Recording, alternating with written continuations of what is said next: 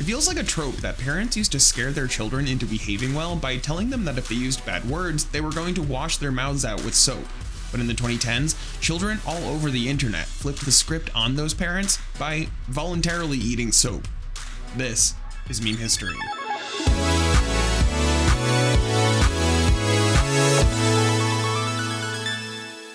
In February 2012, Procter & Gamble introduced Tide Pods, a laundry detergent capsule designed to just be thrown into the wash rather than measuring out liquid detergent per load. The problem is that they look like candy. At first, this was only an issue for a select few families, leading to concerned moms pushing for increased safety after very marginal amounts of children ate them by accident. But if you can remove yourself from the horror that those few toddler parents must have been living through, you can imagine why this is funny. Mom groups were trying to get P&G to stop making them entirely, and people were already making jokes about it. So already it was a whole thing, but not yet for the reason you clicked. In December 2015, The Onion posted an article written from the point of view of a child who really wants to eat one. On April Fool's Day 2017, College Humor posted a video titled "Don't Eat the Laundry Pods, Seriously, They're Poison," in which, you guessed it, someone eats a bunch of Tide Pods. In July of that year, a Reddit intrusive thoughts post saying "bite into one of those Tide Pods, do it" was posted. And in December of that year, a tweet saying "no more Xanax in 2018, we eating Tide Pods," alongside other similar tweets went up, multiple of which gained tens of thousands of likes. As the Tide Pod wave continued cresting, The Onion even went back to it with a story about sour apple Tide Pods. It began to be an easy way for anyone to karma farm online, even making its way into the cosplay and anime communities. All of which brings us to the inevitable Tide Pod challenge. On January 7th, 2018, YouTuber Aaron Swan posted a video pretending to be about to be eating a Tide Pod. In the next few weeks, videos of children actually eating Tide Pods flooded the internet, which you'll have to take our word for because it quickly got so bad and so widespread that YouTube, Facebook, and Instagram had to take them all down. Despite their attempts to silence the whole thing, within a month, Tide Pods were seemingly all anyone could talk about.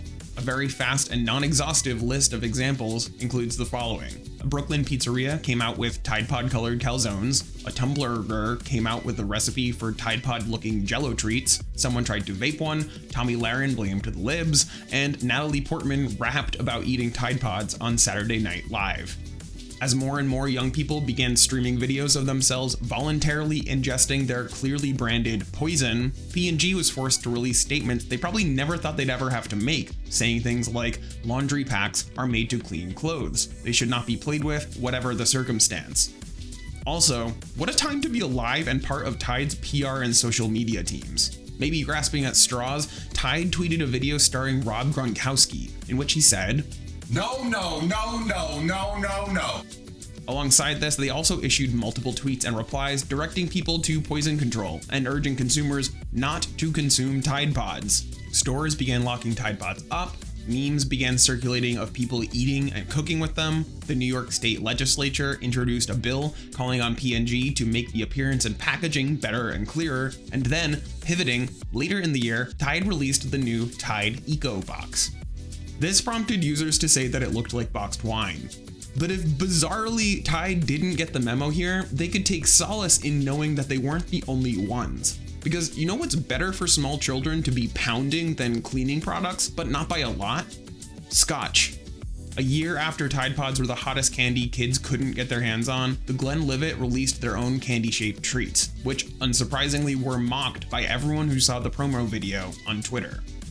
If there's one thing we should take away from the tale of the Tide Pod challenge, it's that laundry detergent is unsafe for human consumption. Every generation has things they look back on with regret, which seemed like a good idea at the time. But of all things Gen Z Alpha could have chosen as their cringy, dumb youth thing, it's hard to imagine one with more immediate ramifications. It started as a joke, and it should have stayed as a joke, but it didn't.